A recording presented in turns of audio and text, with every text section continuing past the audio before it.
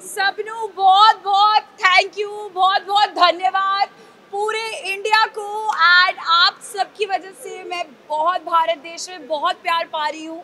So thank you so much. मुझे पता चला कि लोगों को मेरी जर्नी बहुत अच्छी लग रही है, क्योंकि सब कह रहे हैं मैं बहुत नेचुरल थी घर के अंदर। एंड मुझे बहुत एक्साइटमेंट है कि मैंने टॉप किया सब गर्ल्स के अंदर भी। सो या बॉयज थोड़ा सा आगे रह गए, बट गर्ल्स की वाइब तो यही है ना मनारा में। अंकिता जी ने बहुत अच्छा गेम खेला एंड उन्होंने तो बहुत बड़ी बिग बॉस की फैन भी रही हैं। एंड उनको पता था कि गेम के बारे में कैसा करना है। एंड प्लस वो एज अ कपल आई थी विकी भाई के साथ। मैं तो इंडिविजुअली घर पे अकेले गई थी और मैंने घर पे बहुत मज़े करे हैं। मेरे 3 महीने बिल्कुल मज़ेदार और एकदम हॉलीडे वाले थे। और करते करते करते मैंने यस आपने जैसे बोला मैंने उन्हें बीट करा। तो मैं इसके लिए बस ग्रैटिट्यूड हूँ and but all the love to Ankita ji. ये कहा गया कि मुनावर की वजह से आप टॉप 5 पे पहुंचे।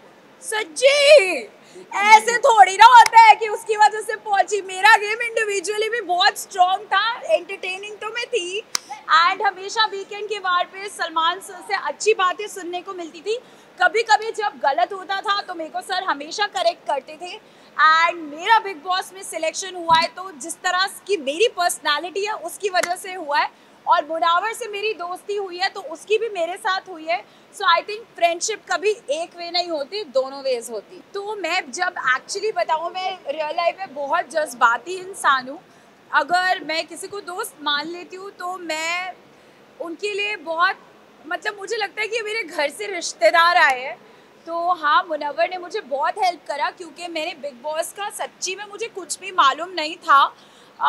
और जब वहाँ पे एक्चुअली जब आप लोग टीवी पे देखते हो ना, तो जब कोई लड़ता है ना तो अलग आवाज़ें लगती हैं, बट जब आप वहाँ पे बैठ के फील करते हो it's a very different emotion. So I am grateful कि वो वहाँ पे था। उनके अलावा भी और भी बहुत लोग थे। आई थिंक तहलका भाई हमेशा था। मेरे पूरे जो जिनको मैं कहती हूँ मायके वाले वो सब थे वहाँ पे। अरुण भाई थे और बहुत सारे लोग थे। सब ने मुझे बहुत सपोर्ट किया और बहुत प्यार दिया। कुछ लड़ाइयाँ हुई, बट जहाँ तक आप बोल रहे हो कि मैं कन्वीनियंस के हिसाब से तो मैं कभी काम भी ना करूँ। जो काम पसंद होता है रियल लाइफ में भी वही काम करती हूँ सिलेक्टेड।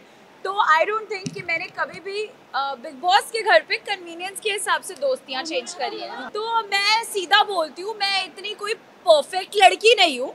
मैं जो हूँ मैं ऐसी सी ही हूँ। अगर मैं किसी के साथ 6 घंटे कहते अनुराग के साथ बैठ के बातें करी थी, तो ऑफकोर्स अगर मुनव्वर और अनुराग दोनों ही मेरे दोस्त थे शो में, तो ऑफकोर्स दोनों की एक आधी बात आई होगी इधर से उधर। एंड आई डोंट थिंक इसमें कुछ रॉन्ग है, बिकॉज रियल लाइफ में भी आप सबके साथ होता होगा ना। अगर एक ग्रुप ऑफ फ्रेंड्स है तो आप इधर की बात थोड़ी उधर, उधर की उधर। ऐसा नहीं, उन दोनों की भी बहुत अच्छी दोस्ती थी। वो लोग भी आपस में उनका भी कोई ट्रैक रहा होगा जो मुझे घर जाके पता चलेगा। बट आई थिंक मैंने दोनों के साथ अच्छे से दोस्ती निभाई।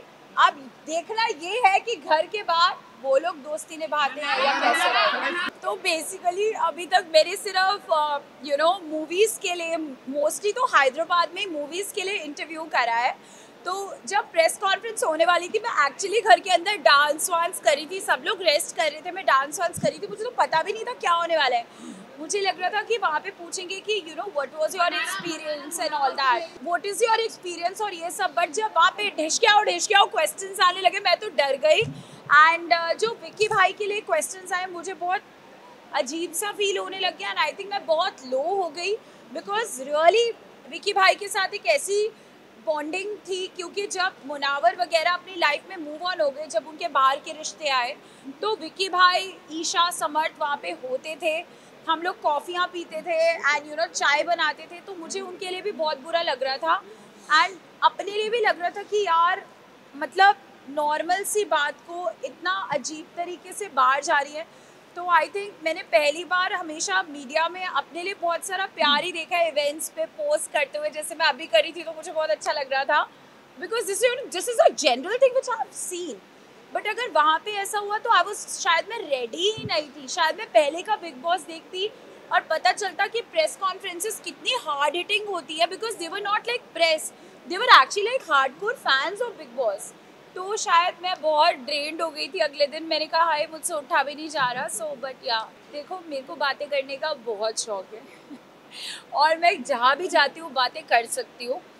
अभी भी ये इंटरव्यू 4 घंटे चले तो मैं आराम से बात कर लूंगी। तो ऑफ कोर्स विक्की अंकिता बार बात करेंगे तो मैं क्यों मना करूंगी यार। मुनावर से दाल नहीं करी, अरे नहीं नहीं नहीं नहीं, वो दाल बहुत अच्छी गलाता है।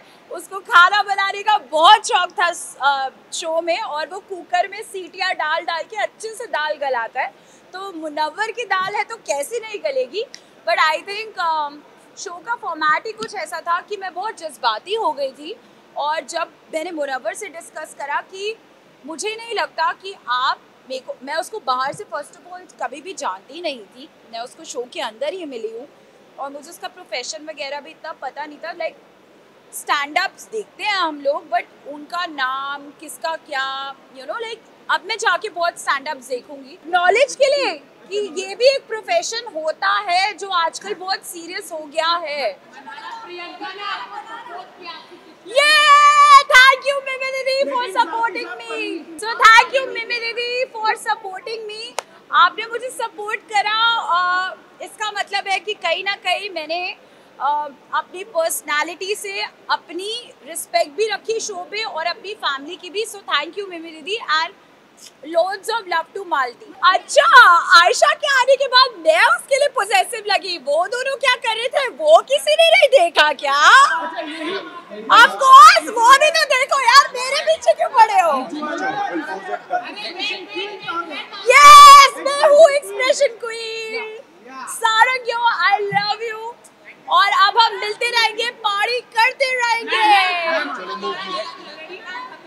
हाँ, मैं खतरों के खिलाड़ी को को-होस्ट करना चाहती हूँ। मेरे लिए एक फन सेगमेंट बनाओ ताकि मैं जितने भी कंटेस्टेंट्स हैं जो एक्चुअली खतरों से आए अपने खतरों के स्टंट्स करके, उनको थोड़ा लाइटन अप करने के लिए मनाड़ा की वाइब तो चाहिए ही ना।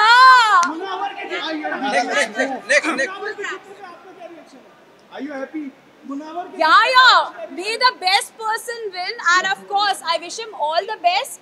अब वो जीत गया है तो आई एम श्योर वो बाहर आके अपनी लाइफ को एक रीस्टार्ट देगा एंड जो उसने एक नैरेटिव सेट करा था और अब जो वो शो से कहता है कि मैं शो से कुछ नया सीख के जाऊंगा, आई होप वो अपनी लाइफ में अच्छी करेक्शंस करे।